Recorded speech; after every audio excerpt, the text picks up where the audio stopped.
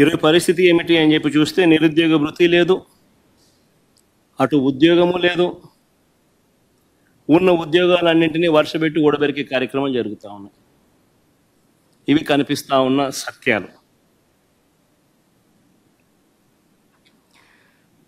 అదే ఒకసారి గమనించినట్లయితే వైఎస్ఆర్సీపీ పాలనలు, మా పాలనలు ఎన్ని ఉద్యోగాలు ఇచ్చారు, ఎన్ని ఉద్యోగాలు వచ్చాయి అనేది ఒకసారి గమనించినట్లయితే కేవలం 4 నెలల కాలంలో వైఎస్ఆర్సీపీ ప్రభుత్వం 2019 జూన్లో ప్రమాణ స్వీకారం చేసాం. అక్టోబర్ కల్లా, గాంధీ జయంతి కల్లా ఏకంగా 130,000 ఉద్యోగాలు గ్రామ వార్డు సచివాలయాలలో మన పిల్లలు పనిచేస్తూ కనిపించేట్టుగా చేశాం.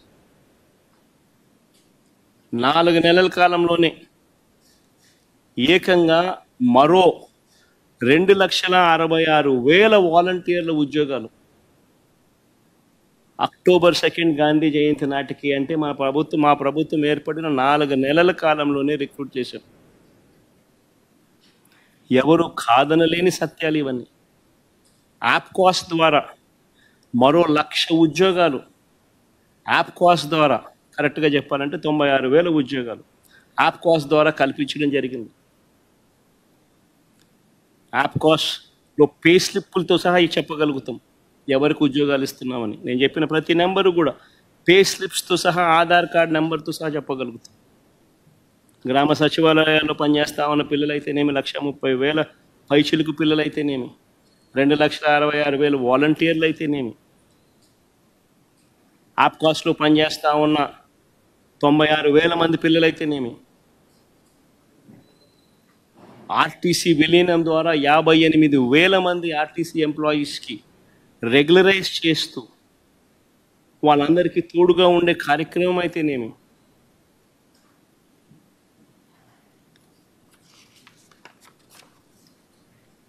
ఇవి కాక మిగిలిన కాంట్రాక్టు, మిగిలిన గవర్నమెంట్ ఉద్యోగాలన్నీ కూడా లెక్కేసుకుంటే అక్షరాల 5 సంవత్సరాల కాలంలో వైఎస్ఆర్సీపీ ప్రభుత్వ హయాంలో వివిధ సెక్టార్లలో గవర్నమెంట్ ఉద్యోగాలు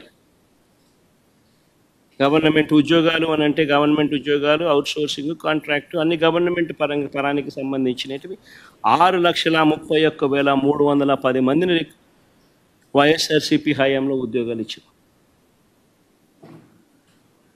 అదేవిధంగా లార్జ్ అండ్ మెగా సెక్టార్లో వీళ్ళు ఇచ్చిన సోషో ఎకనామిక్ సర్వే రిపోర్ట్లు మొట్టమొదట బడ్జెట్ ప్రవేశపెట్టేటప్పుడు, ఇది మా సోషో ఎకనామిక్ సర్వే రిపోర్ట్ కాదు, వీళ్ళ గవర్నమెంట్ వచ్చిన తర్వాత వీళ్ళ మొట్టమొదటి బడ్జెట్తో పాటు 2023-24 సంబంధించి వీళ్ళు ప్రవేశపెట్టిన సోషో ఎకనామిక్ సర్వే, మేము చేసినది కాదు సోషో ఎకనామిక్ సర్వే, వీళ్ళు ప్రవేశపెట్టిన సోషో ఎకనామిక్ సర్వే. వీళ్ళ ప్రకారమే లార్జ్ అండ్ మెగా ఇండస్ట్రీస్లో 102,000 ఉద్యోగాలు ఇవ్వడం జరిగింది. ఎంఎస్ఎంఈ సెక్టార్లో ఈ వైఎస్ఆర్సీపీ హయాంలో 2019 నుంచి 2024 మధ్యలో ఏకంగా 32,79,970 ఉద్యోగాలు ఇచ్చారు. 32,79,770 ఉద్యోగాలు ఎంఎస్ఎంఈ సెక్టార్లో ఆ 5 సంవత్సరాల్లో ఇవ్వడం జరిగింది.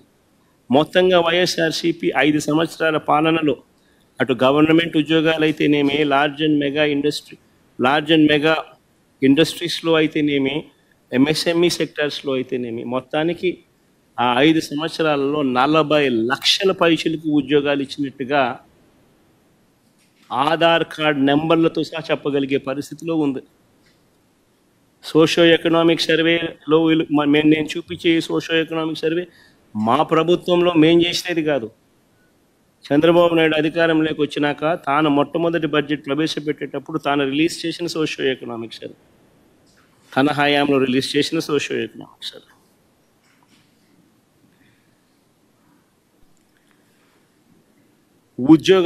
ఉద్యోగాలు కల్పించే విషయంలో ఏ ప్రభుత్వం ఎంత చిత్తశుద్ధిగా పనిచేస్తూ ఉంది, ఏ ప్రభుత్వం ఎంత నిజాయితీగా పిల్లల పట్ల ఉంది అని చెప్పడానికి ఇదొక నిదర్శనం. వీళ్ళు ఒకవైపున ఉద్యోగాలు క్రియేట్ చేయకపోగా మరోవైపున పారిశ్రామికవేత్తలను బెదరగొట్టి పంపిస్తూ ఉన్నారు. కడపలో స్టీల్ ఫ్యాక్టరీ పెట్టడానికి ముందుకు వచ్చిన సజ్జన్ జిందాల్ని బెదరగొట్టి పంపించాడు. అరబిందో సంస్థను వీళ్ళే బెదిరించి పంపించేసే కార్యక్రమం చేస్తూ ఉన్నారు.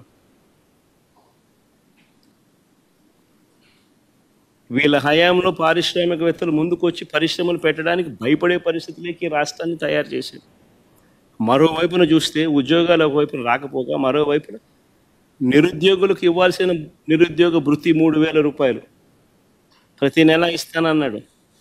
ప్రతి నిరుద్యోగికి ఈరోజు ఈ 2 బడ్జెట్ల పుణ్యాన ఏకంగా నేరేడు సంవత్సరం 36,000 రూపాయలు, ఈ సంవత్సరం మరో 36,000 రూపాయలు, 72,000 రూపాయలు ప్రతి నిరుద్యోగికి బాకీ పడ్డాడు. Please subscribe .news.